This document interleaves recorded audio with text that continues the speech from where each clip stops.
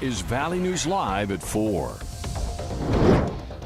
Breaking news just into our newsroom. Fargo police are asking for your help finding a man in connection to a fight that broke out last Friday night in the parking lot of a Fargo South High School football game. This is the picture police released just minutes ago. If you have any information as to who this might be, you're asked to call 701-235-4493 and leave your tip. 38-year-old Alicia Mayo of Fargo has already been charged in the case for resisting arrest. Police say 2 juveniles were taken to detention, one for obstructing, the other for simple assault, preventing arrest, and simple assault on a peace officer. The exact details surrounding the fight have not yet been released. We're continuing to follow a developing story for you out of Morehead. It's a story we first broke to you today at noon. School officials say 8 students were involved in a fight this morning at Morehead High School and that the Morehead Police Department had to be called in for backup. The fight sent the school into lockdown, and we're now learning that it all started between 2 students in a classroom. Police say the situation was quickly brought under control and the Morehead School District is investigating. Police also say some of the students involved may face criminal charges. Stick with Valley News Live as we continue to learn more on this developing story. Meanwhile, in Wadena County, an update to a story we first broke to you last night. The school district is responding to a fight that sent one boy to the ER Tuesday night. Today, the school says they're aware of an incident that took place at the WDC versus Pelican Rapids volleyball game in Wadena, and they're working with law enforcement to investigate the incident. The boy's mother told us her son was involved in a fight in the hallway of the school.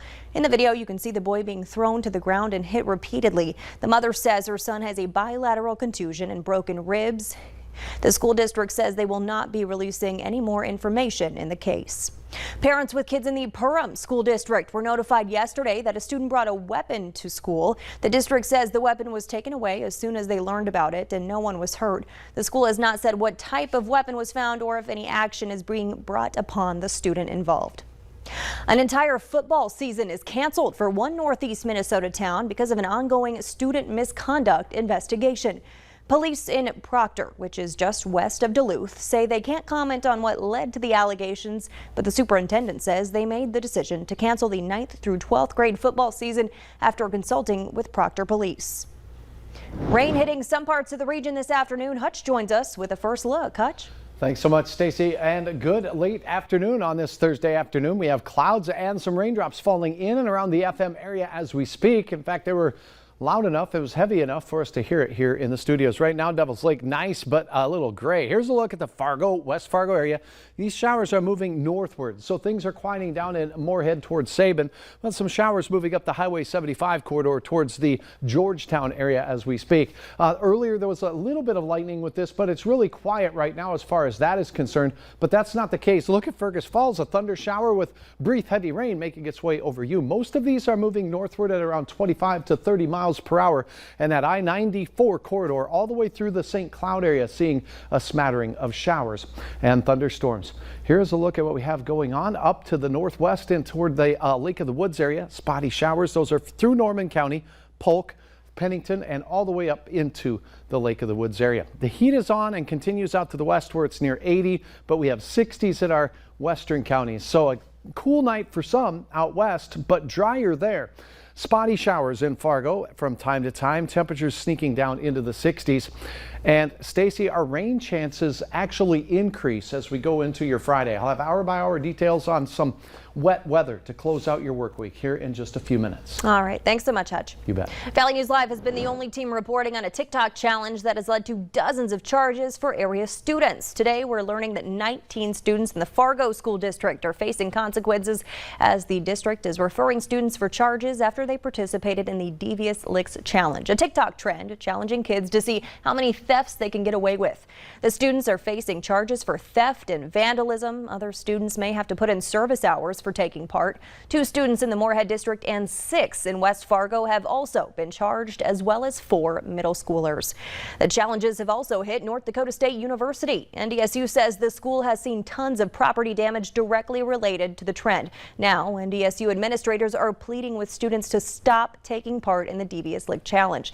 An email from Residence Life says everything from paper towel dispensers to building signage, even doors have been ripped off of walls in the dorms. TikTok has banned the viral challenge. Students and staff members at Fargo Public Schools will now have daily access to COVID testing. The district is opening a testing location this coming Monday. The site will be at South High School in room C11. You'll enter through door 4 on the north side. It's open from 8 to 5 Monday through Friday. For more information on the testing site, just head to our website, valleynewslive.com, and click on this story. And in Pelican Rapids, people can get the flu shot and COVID vaccine at the same time. Today's the first day Sanford Health is offering the event. You can go to 211 East Mill Street until 5 o'clock. There are several more opportunities in the coming weeks up right now on your screen. You must make an appointment on My Sanford Chart or by calling 218-863-6100. Today, both chambers of Congress approved a temporary government funding measure to avoid a shutdown. President Biden is expected to sign it this evening, but as Deborah Alfarone explains, another budget crisis looms next month, with the Treasury Secretary once again calling on Congress to raise the federal debt limit. The bill is passed. Congress has passed a continuing resolution to keep the government funded through December 3rd, averting a shutdown just hours before the midnight deadline. This vote says we are keeping the government open. It is a glimmer of hope. The short-term continuing resolution also provides disaster relief for recent wildfires and hurricanes and funding for the resettlement of Afghan refugees. Congress is also less than 3 weeks away from another looming crisis over the debt ceiling. The Biden administration now pushing lawmakers to act by October 18th, or the U.S. could face default.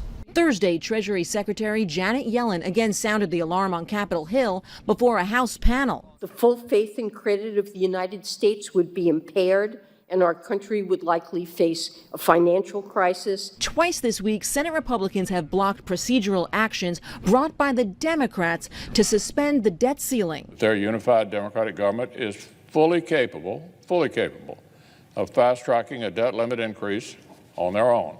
The House has approved a clean debt limit suspension through the end of 2022. Senate Democrats say they may try to bring that measure up for consideration sometime next week. Deborah Alfarone, CBS News, the White House.